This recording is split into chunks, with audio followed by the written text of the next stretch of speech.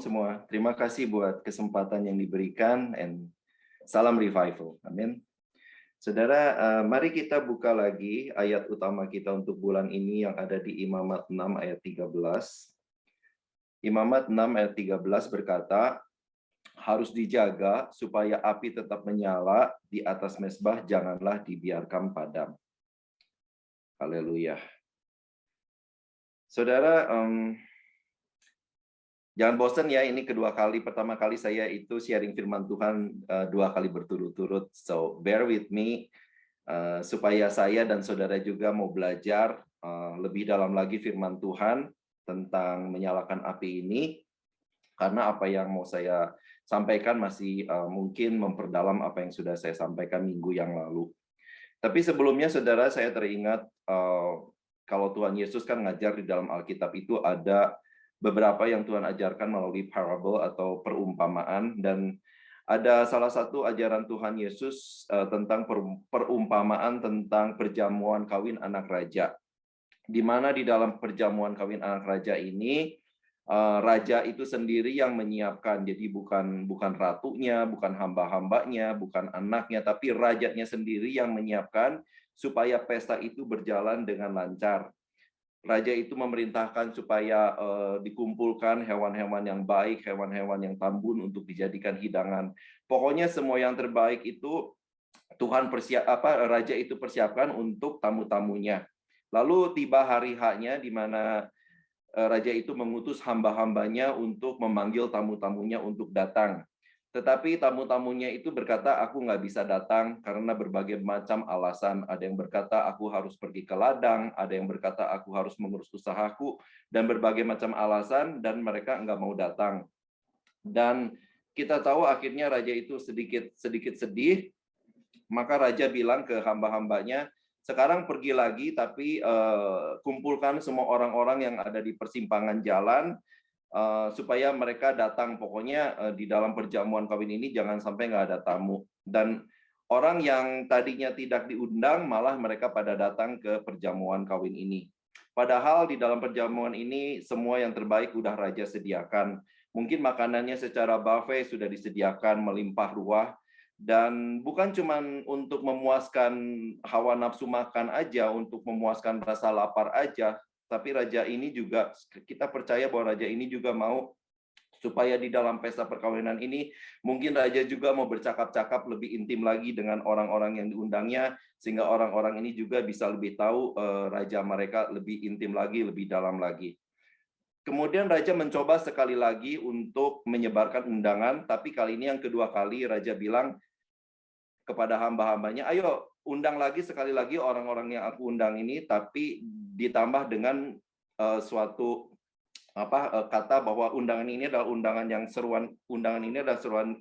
sangat penting, dengan harapan tamu-tamunya bisa berubah pikiran dan datang ke pesta perjamuan kawin ini. Nah, akhirnya hamba-hambanya datang lagi sekali lagi menyebarkan undangan, mengajak tamu-tamunya untuk datang, tapi again tamu-tamu ini nggak berubah pendirian, mereka tetap menolak undangan ini dengan berbagai macam alasan yang sama. Dan akhirnya perumpamaan ini ditutup, kita tahu, dengan satu kalimat, sebab banyak yang dipanggil, tapi sedikit yang dipilih. Nah, saudara, setiap kali kita dengar firman Tuhan, setiap kali kita dengar visi Tuhan, kita tahu itu adalah undangan Tuhan untuk kita boleh masuk ke dalam rencana Tuhan, dalam kerajaan surga yang kekal, yang sudah disiapkan buat kita, segala yang baik untuk disiapkan kepada kita. Tapi kadang kita itu kayak mungkin udah masuk tapi nggak full masuk, masih banyak sekali alasan-alasan dalam kehidupan kita, dalam kegiatan kita sehari-hari yang membuat kita nggak sadar sebetulnya kita juga sedang menolak undangan Tuhan untuk masuk ke dalam rencananya. Nah, saudara, bulan ini seperti sudah dikumandangkan dan seperti sudah kita baca tadi, bahwa kita harus berkata bahwa, sekali lagi saya bacakan, harus dijaga supaya api tetap menyala di atas mezbah, janganlah dibiarkan padam. Itu adalah visi kita, undangan kita untuk Tuhan untuk kita bulan ini, supaya kita boleh masuk di dalam rencana Tuhan yang luar biasa. Nah, untuk masuk ke dalam rencana Tuhan yang sudah disiapkan bagi kita, maka kita itu harus bisa mengalahkan segala alasan-alasan yang ada di dalam kehidupan kita. Sekarang saudara, mari saudara kita untuk baca semua firman Tuhan yang ada di dalam Kisah 28 ayat 1 sampai 9. Saya bacakan, kita semua baca sama-sama ya. Kisah 28 ayat 1. Ayat 1 berkata, setelah kami tiba dengan selamat di pantai, barulah kami tahu bahwa daratan itu adalah Pulau Malta. Ayat 2, penduduk pulau itu sangat ramah terhadap kami. Mereka menyalakan api besar dan mengajak kami semua ke situ karena telah mulai hujan dan hawanya dingin. Ayat 3, ketika Paulus memungut seberkas ranting-ranting dan meletakkannya di atas api, keluarlah seekor ular beludak karena panasnya api itu, lalu menggigit tangannya. Kita loncat ke ayat 5, tetapi Paulus mengibaskan ular itu ke dalam api dan ia sama sekali tidak menderita sesuatu. Kemudian loncat ke ayat 8, ketika itu ayah Publius terbaling karena sakit demam dan disentri. Paulus masuk ke kamarnya, ia berdoa serta menumpangkan tangan ke atasnya dan menyembuhkan dia. Kemudian ayat 9, sesudah peristiwa itu datanglah juga orang-orang sakit lain dari pulau itu dan mereka pun disembuhkan juga. Nah, saudara, sedikit background dari kisah yang baru kita baca itu tentang Paulus. Waktu itu Paulus sudah menjadi tahanan karena Paulus yang tadinya menganiaya orang Kristen, tetapi akhirnya dia percaya kepada Tuhan Yesus, makanya dia ditahan. Dan karena ditahan itu dia dalam kisah ini dia itu dikatakan melakukan perjalanan ke Roma untuk bertemu dengan kaisar, istilahnya untuk membahas kasus dia untuk naik banding gitulah ya. Jadi Paulus yang sedang jadi tahanan pada waktu itu naik kapal perahu ke Roma. Nah, dalam perjalanan naik kapal itu Paulus sudah bilang ke perwira yang menangkapnya, lebih baik kita nggak melakukan perjalanan karena Paulus sudah merasakan bahwa akan ada kesukaran yang besar di tengah jalan, kata Paulus. Akan ada sesuatu yang peristiwa buruk yang terjadi yang bukan cuma akan merugikan kapal itu aja, tapi juga mengancam nyawa semua orang yang ada di atas kapal itu. Tapi perwira itu nggak peduli, nggak mau dengerin Paulus, dan lebih percaya kepada nakoda, dan akhirnya mereka tetap pergi menuju ke Roma pakai kapal. Dan kita tahu di dalam Alkitab dikatakan waktu mereka dalam tengah perjalanan ke Roma, ada badai yang disebut badai timur laut, yang membuat mereka harus membuang semua muatan supaya kapalnya lebih ringan, dan mereka terombang-ambing, dan mereka pikir semua mereka pasti akan mati. Tetapi di tengah-tengah keadaan seperti itu, ada malaikat Tuhan datang kepada Paulus, dan malaikat berkata, kalian tidak akan mati. Tetapi akhirnya mereka terombang-ambing selama 14 hari, dan akhirnya kapalnya mulai hancur dan kandas di Pulau Malta. Nah, waktu mereka tadi kita udah baca, waktu mereka selamat di Pulau Malta, dikatakan bahwa penduduk setempatnya sangat ramah, dan karena hari itu hujan dan dingin, maka penduduk itu menyalakan api, dan Paulus kemudian membantu untuk membuat api itu tetap menyala dengan mengumpulkan ranting-ranting dan menaruh ranting-ranting itu di atas api. Dan dikatakan pada saat apinya udah mulai panas, maka ada seekor ular yang menggigit tangan Paulus, tetapi dikatakan firman Tuhan, Paulus oke-oke aja. Nah, saudara, dalam perumpamaan perjamuan kawin yang tadi kita baca, dikatakan bahwa banyak yang dipilih, tapi banyak yang dipanggil, tapi sedikit yang dipilih, ya kan? Karena menolak dengan berbagai macam alasan. Nah, firman Tuhan mengajak kita untuk menjaga, menyalakan api kita lagi, dan bukan cuma menyalakan, tapi menjaga supaya api itu tetap menyala. Saudara, kita nggak bisa masuk ke dalam ajakan Tuhan ini kalau masih banyak sekali alasan-alasan dalam kehidupan kita. Hidup orang-orang yang punya hidup yang menyala buat Tuhan, bukan karena mereka punya pendidikan yang tinggi, bukan karena karunia Roh Kudus, bukan karena panggilan untuk orang-orang tertentu, tetapi orang yang punya hidup yang rohnya menyala-nyala buat Tuhan adalah karena orang-orang itu sudah bisa mengalahkan semua excuse, semua alasan yang ada di dalam kehidupan mereka. Mereka sudah overcome semua alasan-alasan yang selalu aja mereka keluarkan untuk bisa datang kepada undangan Tuhan. Setiap orang yang sudah terbukti menyala buat Tuhan, berkobar dengan Tuhan adalah orang yang sudah mengalahkan semua alasan-alasan yang selalu dia pikirkan, kemukakan untuk menerima undangan Tuhan lebih dalam lagi untuk masuk dalam rencana Tuhan. Nah, saudara, dalam ayat yang tadi kita baca, Paulus itu bisa tidak menyalakan api. Tapi Paulus menyalakan, tapi dia bisa tidak menyalakan dengan 3 alasan. Alasan yang pertama adalah karena hari itu hujan. Saudara, kita tahu hujan, kita bisa berkata, aduh kalau hujan, ngapain nyalain api? Percuma, karena air hujan itu akan memadamkan api lagi, ya kan? Kemudian alasan yang kedua, badai. Kita selalu orang Kristen itu berkata badai, badai. Dan kita selalu berkata, kenapa Tuhan izinkan badai ini terjadi dalam kehidupan saya? Kenapa saya menderita? Kenapa saya terombang-ambing seperti Paulus yang terombang-ambing di dalam kapal selama 14 hari? Kemudian alasan yang ketiga adalah kapalnya hancur karena badai. Jadi mungkin bisa berkata, oh saya nggak ada waktu untuk menyalakan api karena harus memperbaiki kapal yang udah hancur atau untuk membangun kapal yang baru. Nah, alasan-alasan ini yang selalu menjadi hambatan untuk menyalakan api. Setiap kali Tuhan berkata kita, ayo bangun api, ya kan? Maka akan ada aja sesuatu yang terjadi dalam kehidupan kita. Mungkin ada hujan, mungkin ada badai, mungkin kapal kita pecah. Kapal adalah apa yang bisa membawa kita dari satu poin A ke poin yang B. Mungkin pada saat ajakan Tuhan, ayo bangun api lebih dalam lagi, tiba-tiba ada masalah dalam keluarga, tiba-tiba ada masalah dalam pekerjaan, mungkin dari dalam pekerjaan kita mengalami, mungkin diberhentikan, mungkin dipecat, mungkin di layoff, di sekolah juga mengalami masalah, relationship dengan orang-orang yang kita sayangi, dengan teman kerja juga mungkin ada masalah, belum lagi dengan kecewa dengan teman-teman seiman, belum lagi ada masalah mungkin kita kecewa dengan salah paham dengan apa yang ada di dalam gereja, lalu kita bilang, aduh udah capek, semua drama yang terjadi dalam kehidupan kita, dan akibatnya api yang Tuhan udah nyalakan waktu kita panggil untuk menjadi anaknya, bukan semakin besar, tapi semakin mengecil.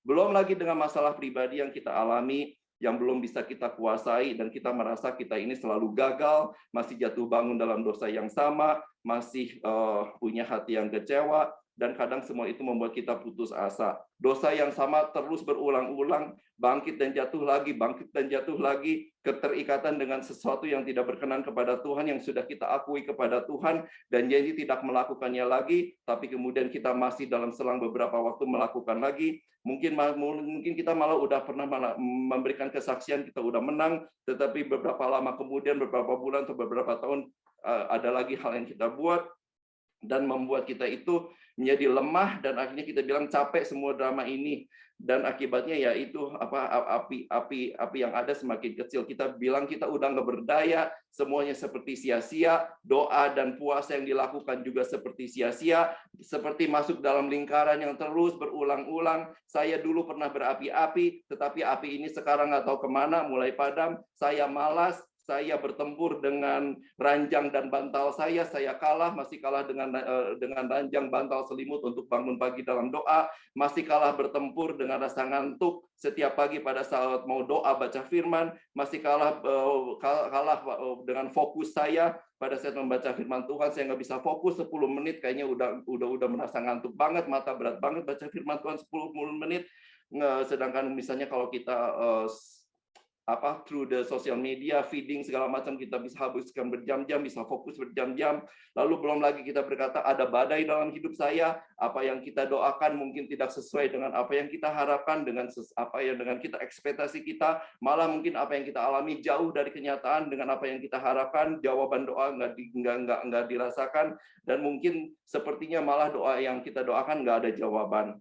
Mungkin kita pernah didoakan secara profetik oleh hamba Tuhan, dan pada saat kita didoakan secara profetik oleh hamba Tuhan, roh kita menyala-nyala, roh kita berkobar-kobar, kita berkata, ya Tuhan, yes Tuhan, saya percaya Tuhan, tetapi kemudian 1 bulan, 2 bulan, 3 bulan, 4 bulan, 5 bulan, kita nggak melihat tanda-tanda jawaban Tuhan terjadi, kita nggak melihat mujizat terjadi, kemudian kita bertanya bagaimana dengan iman saya, dan akhirnya kembali lagi seperti biasa-biasa, dan mungkin ada alasan lain, mungkin kita bilang kita mau bangun kapal, artinya apa saudara? Mungkin, sekarang saya mau bangun dulu kerjaan saya mau bangun dulu karir saya baru lulus dari sekolah, sekarang saya dapat pekerjaan yang bagus, saya mau konsentrasi dalam pekerjaan saya, posisi saya dalam kerjaan mungkin ditingkatkan, jadi saya harus lebih konsentrasi dalam pekerjaan saya. Jadi saat ini bukan saatnya untuk bangun buat api Tuhan, karena ada hal yang lebih penting buat saya, bangun kapal. Mungkin kita nggak katakan itu terang-terangan kepada teman-teman kita, kepada orang-orang di gereja, karena mungkin orang berkata apa kata orang. Kalau kita berkata kita nggak memprioritaskan Tuhan, tetapi tindakan kita berbicara lebih keras daripada apa yang kita keluar dari mulut kita. Tindakan kita berkata Tuhan lebih dahulu, tetapi tindakan kita membangun kapal kita terlebih dahulu. Aku harus bangun hidup saya, nggak ada waktu bangun api buat Tuhan. Buat Tuhan udah nggak ada ekstra lagi, nggak ada ekstra dana untuk memberi buat Tuhan. Karena sekarang saya lagi bangun rumah, lagi bangun apa segala macam, semua waktu, energi, dan dana udah nggak ada lagi buat Tuhan. Saya gunakan untuk membangun semua itu buat kapal saya, supaya saya bisa bermove dari poin A ke poin B. Poin B adalah poin yang boleh dikatakan itu adalah impian kita. Kita bisa sukses, kita bisa lebih berhasil, kita bisa lebih daripada apa yang keadaan kita seperti hari ini. Tapi saudara, bulan ini, undangan Tuhan datang buat kita semua. Build the fire of God. Terlebih dahulu. Semua kapal yang kita bangun lambat laun juga akan habis termakan waktu. Tuhan mau kita bangun api, bangun mesbah. Bangun lebih sungguh-sungguh lagi relationship dengan Tuhan. Kita punya personal walk, kita punya personal experience, pengalaman pribadi dengan Tuhan yang baru. Bukan yang setahun lalu, bukan 2 tahun yang lalu. Kita mengasihi Tuhan hari ini, bukan kita pernah mengasihi Tuhan 3 bulan lalu, 4 bulan lalu, atau waktu-waktu yang lalu. Tuhan mau kita mengalami lagi semua itu hari ini, saat ini, this moment. Tuhan undang kita semua untuk bangun api lagi. Tuhan tahu semua kondisi kita, Tuhan tahu semua keadaan kita, Tuhan tahu semua tantangan yang kita hadapi, kesusahan yang kita hadapi, jatuh bangunnya kita, sedang dalam kesesakan, sedang dalam kesulitan, mungkin bernafas aja susah, Tuhan tahu. Tetapi Tuhan tetap berkata kepada kita, build the fire of God, dan keep it burning. Nyalakan api, dan biarkan api itu tetap menyala. Kita harus kalahkan semua alasan, segala kemalasan, segala tuduhan dakwaan iblis yang selalu berkata, kamu udah coba ini, this is not the first time, ini bukan pertama kali kamu dengar, kamu udah coba, kamu udah dengar, kamu udah berkali-kali, kamu udah pernah komitmen, kamu udah bertobat, kamu udah jatuh lagi, kamu bangun lagi, jatuh lagi, akhirnya kita menyerah dan kita percaya kepada dakwaan iblis. Tetapi hari ini Tuhan katakan, jangan percaya semua itu, karena iblis adalah bapa segala pendusta. Sekali lagi Tuhan bilang, build the fire of God. Bangun api itu, nyalakan api itu. Saudara, kalau kita baca tentang Abraham di Perjanjian Lama, maka kita akan selalu baca dia itu selalu mendirikan, membangun mesbah, membangun altar, membangun api, dan membakar korban di hadapan Tuhan. Tetapi waktu dia pulang, dia selalu dikatakan dia pulang ke kemahnya, ke tendanya. Saudara, mendirikan kemah atau tenda adalah sesuatu yang temporary, yang sementara. Sementara membangun mesbah adalah yang lebih permanen. Abraham itu bukan orang miskin yang nggak bisa bangun rumah, saudara. Dia adalah orang yang sangat kaya, yang sangat diberkati oleh Tuhan, hartanya banyak banget. Tetapi di dalam Alkitab nggak pernah kita baca sekalipun, kita baca dia membangun rumah. Dia kalau dia kembali ke istrinya, selalu dibilang dia kembali ke tendanya, ke kemahnya. Tetapi selalu dikatakan dia membangun altar buat Tuhan. Dan kita tahu, saudara, janji Tuhan yang luar biasa digenapi dalam kehidupannya. Tuhan waktu berfirman kepada Abraham, janji yang luar biasa, nggak langsung digenapi. Dia tunggu. Tuhan kayak delay sampai akhirnya Abraham berkata, mana mungkin, aku udah sangat tua, punya anak, istriku udah nggak mungkin lagi melahirkan karena udah tua, udah nggak ada datang bulan dan segala macamnya secara fisikal. Tetapi di segala ketidakmungkinan Tuhan menggenapi semua janjinya. Amin. Di segala sesuatu yang udah kayaknya mustahil, justru Tuhan menggenapi janjinya. Karena dia terus bangun altarnya Tuhan. Saudara, Tuhan nggak melarang kita untuk bangun karir. Tuhan nggak melarang kita untuk punya pekerjaan yang bagus. Bahkan saya percaya impian Tuhan buat kita semua lebih daripada apa yang kita impikan. Kerjaan bagus, punya rumah, punya mobil, punya semua. Itu I think Tuhan itu malah lebih mau, lebih rindu memberikan lebih tinggi daripada apa yang kita pikir. kita dengar, bahkan timbul dari hati kita. Tetapi Tuhan nggak mau kita meletakkan semua energi, waktu, pikiran, tenaga, dana untuk hal-hal yang cuman sementara aja yang ada di dunia ini. Tuhan mau kita lebih memikirkan hal-hal yang lebih kekal. Seperti Abraham yang lebih memikirkan hal-hal yang lebih kekal, dia bangun altar, tetapi untuk kepentingan rumahnya di dunia, dia cuma mendirikan kemah walaupun dia mampu. Saudara, nyalakan api, kata Tuhan, dan jaga supaya api ini tetap menyala. Karena hal lainnya pasti akan menyusul. Karena Tuhan pasti mampu mewujudkan semua impian kita lebih besar daripada yang kita impikan. Saudara, mari kita lihat sebentar, kita lihat keadaan kita hari ini, dan kita lihat ke belakang, ke masa-masa lalu kita, dan saya percaya kita semua mengalami apa yang dulu pernah kita impikan, hari ini kita mendapat yang lebih besar, karena Tuhan sediakan buat kita lebih daripada yang apa kita impikan. Amin. Sama seperti apa yang kita impikan hari ini, mari kita juga lebih fokus kepada hal yang kekal, maka semuanya itu pasti Tuhan kasih menyusul yang luar biasa. Jadi saat ini jangan cuma kita bisa berkata, saya harus selesaikan pekerjaan saya harus selesaikan sekolah saya dengan baik dan tuntas, tapi juga mari kita selesaikan pembacaan firman kita mulai dari kitab Kejadian dengan Wahyu juga dengan baik, dengan tuntas. Jangan cuman kita berkata kita mau habiskan waktu kita dengan hobi kita, dengan kesukaan kita, tapi juga mari kita spend time waktu dengan Tuhan. Jangan hanya cuman kita gunakan fokus kita untuk nonton Netflix, untuk nonton prime time, untuk Instagram atau segala macam, tapi terlebih lagi Tuhan mau kita lebih fokus waktu berdoa untuk kenal Tuhan lebih dalam lagi, bercakap-cakap dengan Tuhan.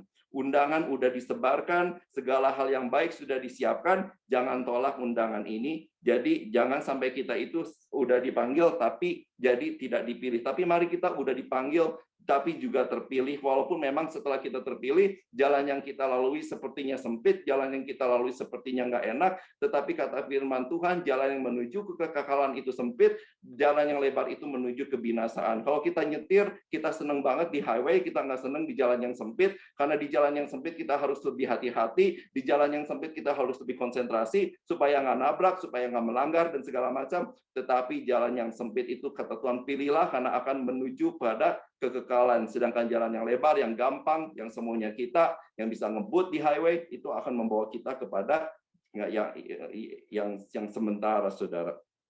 Saudara, disiplin untuk melakukan firman Tuhan, untuk berdoa, itu emang enggak sakit. Emang sakit dan enggak enak. Disiplin itu emang tidak menyenangkan, saudara, ya kan? Tetapi penyesalan karena kita tidak mau disiplin Tuhan hari ini, juga akan mengakibatkan kesakitan suatu hari nanti. Jadi kita tinggal pilih mau sakit yang mana. Mau sakit dulu sekarang didisiplinkan Tuhan, atau mau sakitnya nanti menyesal karena tidak mau ikut didisiplinkan oleh Tuhan. Saudara, kemudian kita lanjutkan ke ayat yang tadi kita baca di Kisah 28. Ayat 2 saya bacakan lagi ya. Dikatakan setelah mereka tiba di Pulau Malta itu kan dikatakan penduduk pulau itu sangat ramah terhadap kami. Mereka menyalakan api besar. Kemudian dikatakan Paulus memungut seberkas ranting-ranting dan meletakkannya di atas api. Saudara, jadi yang menyalakan api adalah penduduk setempat. Tapi Paulus kemudian bekerja memungut ranting-ranting untuk menjaga api itu tetap menyala, apalagi waktu itu keadaan hari itu hujan, saudara. Saudara, mungkin yang membuat api kita menyala itu pada saat kita datang ke KKR, pada saat kita itu datang ke retreat, pada saat kita itu mendengarkan khotbah firman Tuhan yang luar biasa, pada saat kita mungkin mendengarkan lagu pujian penyembahan yang membakar roh kita menyala-nyala. Yang semua itu bisa menyalakan api roh kita, menyalakan api Tuhan. Tapi tugas kita adalah tetap rajin memberi ranting-ranting supaya api tetap menyala, because we are the fire keeper, karena kita adalah penjaga api itu supaya menyala. Kita adalah penjaga api, bukan KKR-nya, bukan pastornya, bukan retreat-nya. Mereka memang menyebabkan ada percikan-percikan api yang ikut membakar, tapi setelah itu tugas kita itu untuk menjaganya. Seperti yang menyalakan api itu bukan Paulus, tetapi Paulus menjaganya dengan mengumpulkan ranting-ranting dan menaruh ranting-ranting itu di atas api. Saudara, jadi apa sih? Ya kembali ke very basic, saudara. Ranting-ranting itu bicara tentang kita baca firman Tuhan, dengan doa yang mungkin juga kadang harus ditambah dengan puasa, dengan jaga kekudusan kita. Itu adalah hal-hal basic yang penting yang harus membuat api itu tetap menyala. Penduduk menyalakan api, tapi Paulus tahu kalau dia nggak continue, dia nggak berusaha dengan menambahkan ranting-ranting, maka api itu juga akan padam. Paulus harus aktif, harus berpartisipasi supaya jaga api itu tetap menyala dan nggak padam. So, waktu di KKR, waktu retreat dan sebagainya macamnya, api kita menyala, tapi waktu kita pulang ke rumah, kemana api itu kok saya jadi biasa-biasa lagi, which is very normal, itu adalah normal, karena memang buka KR, retreat, khotbah yang diurapi bukan tugasnya untuk menjaga api, tapi kita yang harus mempertahankan api itu tetap menyala. Adalah di minggu lalu udah saya singgung, adalah tugas para imam, kita juga adalah imam-imam modern zaman sekarang, yang setiap hari harus memperhatikan kayu ini, jaga api ini, beri kayu yang baru, beri korban yang baru, supaya tetap menyala. Jadi selalu ranting-ranting itu bicara dengan firman Tuhan, dengan doa, walaupun doa itu kadang kita merasa kering, mungkin kita pada saat berdoa kita itu kayak udah bosan atau segala macamnya, tetapi Tuhan tetap bilang datang kepada Tuhan dengan doa. Ganti ruang tersembunyi kita yang selalu mungkin kita punya dosa yang tersembunyi, ganti ruang tersembunyi untuk melakukan dosa, ganti dengan ruang tersembunyi untuk berdoa kepada Tuhan. Bicara kepada Tuhan, bukan bicara yang kayak report, kayak kita mau apa misalnya doa makan, Tuhan terima kasih berkati makanan kami, bukan juga dengan doa yang, aduh Tuhan hari ini aku melakukan kesalahan, semoga bos nggak marah, atau bukan doa, oh Tuhan saya senang sama dia, semoga besok di gereja dia duduk sebelah saya. No, bukan doa seperti itu, tapi doa yang quality, yang berkualitas dengan Tuhan, yang kita persiapkan hati kita di hadapan Tuhan, yang kita mau dengarkan suara Tuhan, yang mau didisiplinkan oleh Tuhan, yang mau ditegur oleh Tuhan. Orang yang bisa disiplin baca firman, doanya berkualitas, tidak lain karena mereka sudah bisa mengalahkan semua alasan-alasan mereka untuk datang kepada Tuhan. Bukan orang yang cuma bisa janji, Tuhan ya udah, saya janji hari ini mau doa. Kemudian kita scroll, kemudian kita nonton dulu TV, segala macam, malamnya akhirnya kita capek, nggak punya tenaga, nggak punya energi, dan kita berkata, Tuhan ya udah besok aja saya doanya. Kemudian besok never comes, tomorrow never comes, always the same. Kadang pikir mungkin doa kita kayaknya udah kering, tetapi jangan cuma lihat keadaan kondisi kita, tapi kita lihat juga Tuhannya, saudara, bahwa saudara tahu bahwa Tuhan juga senang pada saat melihat kita datang berdoa kepadanya, datang mencarinya. Di Zefanya 3 ayat 17 ada ayat-ayat firman Tuhan luar biasa. Ayat Tuhan firman ini berkata, Tuhan Allahmu ada di antaramu sebagai pahlawan yang memberi kemenangan, dan ini yang luar biasa, ia bergirang karena engkau dengan sukacita. Artinya Tuhan itu senang sekali melihat kita datang. Dia bergirang dan sangat bersukacita. Dia bilang, ia bersorak-sorai karena engkau dengan sorak-sorai. Dia bersorak-sorai pada saat kita datang sungguh-sungguh kepada Tuhan. Jadi jangan pikirkan, Tuhan saya datang kayaknya lihat kondisi saya kayaknya kering, saya malas doa dan segala macam. Tapi pikirkan Tuhannya. Tuhannya itu juga senang pada saat kita datang. Gimana nggak senang, saudara? Dalam bahasa Inggrisnya bahkan dikatakan, He sing over us. Dia menyanyi buat kita, saudara. Dia bernyanyi karena kita yang udah dibayar lunas dengan darahnya, dengan nyawanya, dengan segala yang pengorbanan dia, bisa datang kepada dia dengan hati yang sungguh-sungguh, saudara. Amin, saudara. Kemudian lanjutkan kita firman Tuhan, saudara. Nah, pada saat kita udah nyalakan api dan menjaganya tetap menyala, ya kan? Amin, puji Tuhan, kita udah nyalakan api dan kita bisa menjaganya tetap menyala. Maka lama-lama api itu akan menimbulkan rasa hangat, dan bukan cuma hangat, lama-lama menjadi panas. Dan firman Tuhan berkata, pada saat api menyala dan menjadi panas, membuat satu oknum nggak suka, membuat satu oknum marah, membuat satu oknum itu gerah. Di ayat 28 ayat 3 dikatakan, karena panas api itu kan, keluarlah seekor ular beludak karena panasnya api itu, lalu menggigit tangan Paulus. Saudara, waktu kita komitmen sungguh-sungguh bangun api dan menjaganya tetap menyala dengan rajin doa, baca firman, dan mengalahkan, kita udah bisa kalahkan semua alasan, kemalasan, dan kita mau taat kepada Tuhan. Saudara, jangan kaget kalau iblis juga mulai menyerang hidup kita. Jangan kaget kalau iblis mau juga menjatuhkan kita lagi. Tangan Paulus digigit, saudara. Tangan yang untuk mengumpulkan ranting-ranting itu, waktu apinya udah panas digigit, saudara. Dan dikatakan, kalau nanti kita baca di ayat yang nggak saya cantumkan, bukan cuma gigit, dikatakan ular itu cling on, terpaut, nggak mau dilepaskan, susah dilepaskan, saudara. Jadi waktu kita ikut Tuhan sungguh-sungguh, Kita jangan pikir, karena ini udah diperingatkan oleh Alkitab, saudara. Jadi jangan pikir, oh semuanya akan berjalan lancar dengan baik, aku berjalan di tempat yang mulus, segala macam. Tetapi bisa saja, saudara, bisa saja saya katakan, serangan dari si jahat itu datang. Tiba-tiba kita mengalami sesuatu yang kita berpikir, loh kok udah komitmen sama Tuhan, kok ini hal yang saya alami? Kenapa Tuhan izinkan? Kenapa mesti ada ular beludak yang keluar dan menggigit? Sebenarnya kalau kita baca, saudara, api ini kalau nyala terus padam, nyala terus padam, nyala terus padam, ya kan, kayak on and off gitu. Ular yang ada, yang emang sebetulnya ular ini udah ada di sekitar itu, saudara. Tapi kalau apinya nyala kemudian mengecil, nyala kemudian mengecil, si ular ini malah merasa nyaman, dia nggak akan gigit, saudara. Tapi pada saat api ini konstan dan menimbulkan the heat, dalam bahasa Inggrisnya artinya ada rasa panas, maka rasa panas ini yang membuat ular itu keluar, saudara, dan mulai menyerang. Bukan karena kita mengalami hal-hal yang nggak enak, itu bukan karena kita melakukan hal yang salah, tapi justru karena kita melakukan kebenaran. Tapi saudara, firman Tuhan itu luar biasa. Jangan mundur kalau kita mengalami tekanan, cemoohan, dikatakan bodoh, dikatakan kuno, dikatakan radikal, kita dikatakan goblok banget, menyanyiakan waktu cuma untuk berapi-api buat Tuhan. Karena Alkitab mencatat, api yang sama yang membuat ular itu keluar, api yang sama yang juga akan menghanguskan dan membinasakan ular itu, saudara. Jadi jangan takut kalau keadaan tidak membaik, dan sepertinya tekanan dan serangan Tuhan izinkan berdatangan dalam kehidupan kita. Di dalam Mazmur 23, Daud berkata, berjalan dalam lembah kekelaman. Bahasa Inggrisnya the shadow of the death. Itu adalah kayak benar-benar udah lembah yang kelam.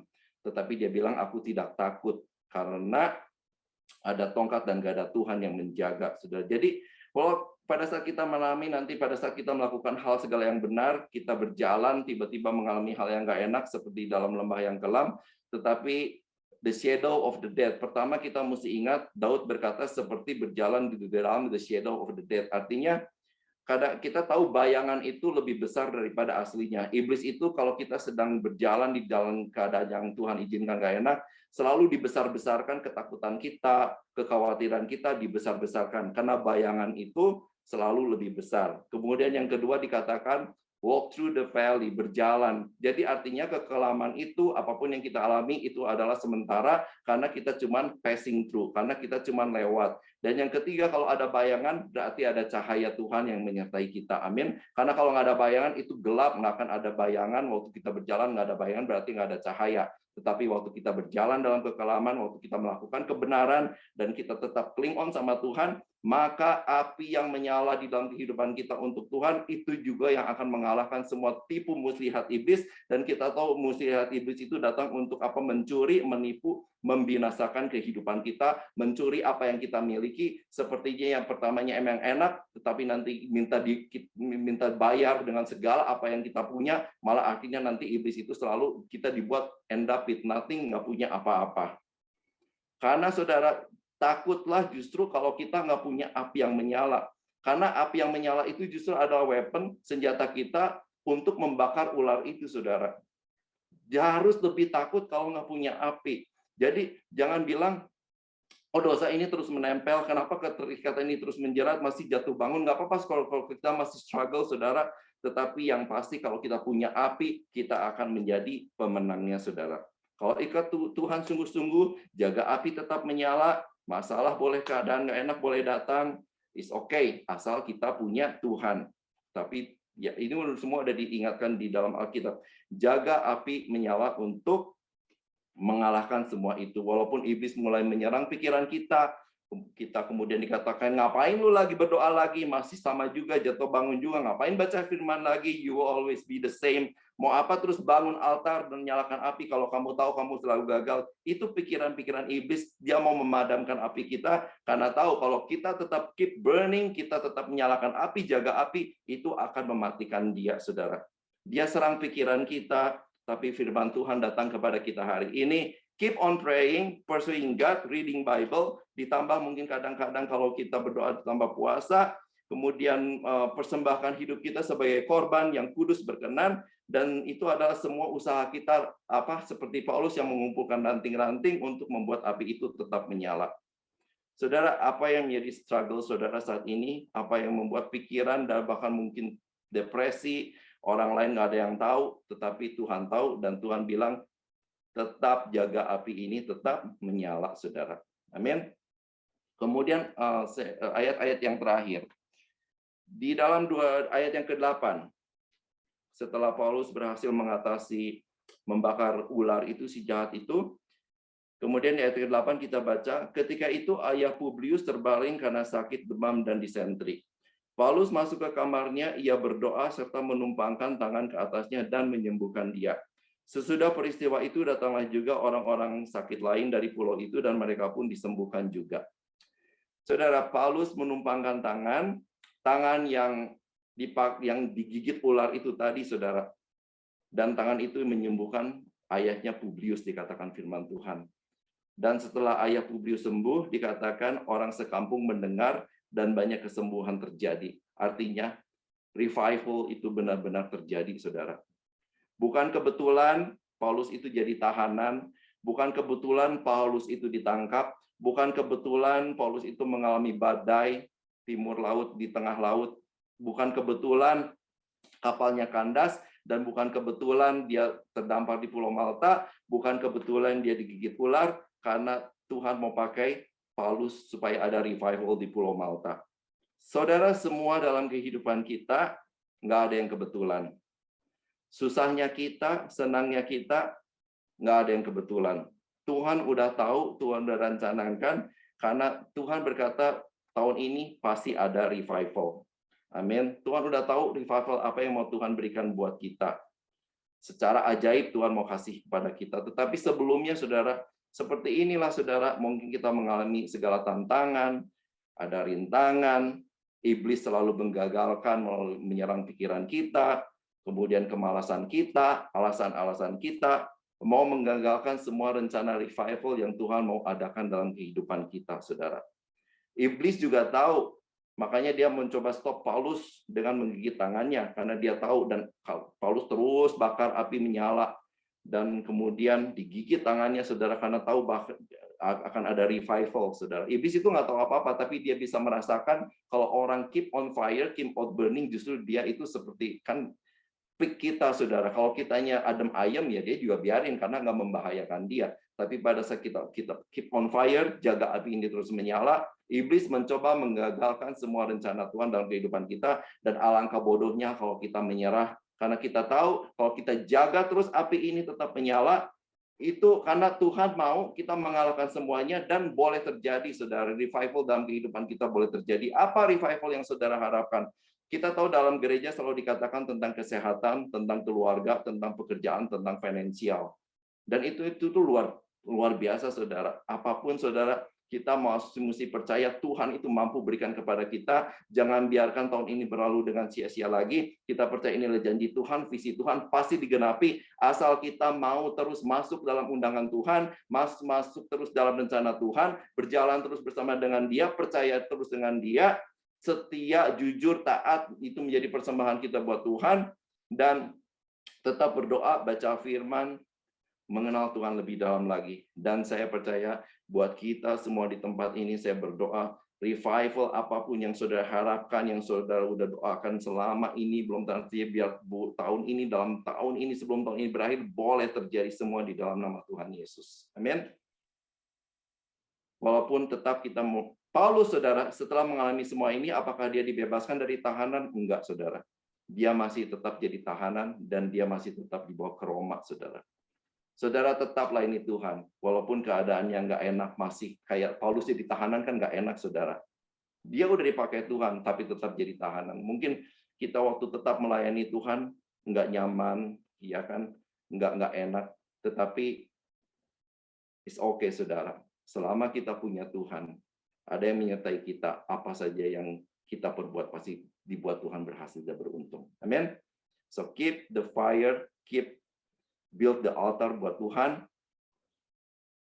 dan jaga api itu tetap menyala. Walaupun kita tahu Bible udah mengingatkan ada konsekuensi-konsekuensi, ada hal-hal yang terduga yang nggak enak yang mungkin kita alami. Tetapi itu udah diingatkan Tuhan. Tapi kalau api itu kita biarkan tetap menyala, api itu juga akan mengalahkan semua musuh. Kita jadi pemenang, kita mengalami semua revival yang udah dijanjikan Tuhan. Haleluya, amin. Tuhan memberkati semua.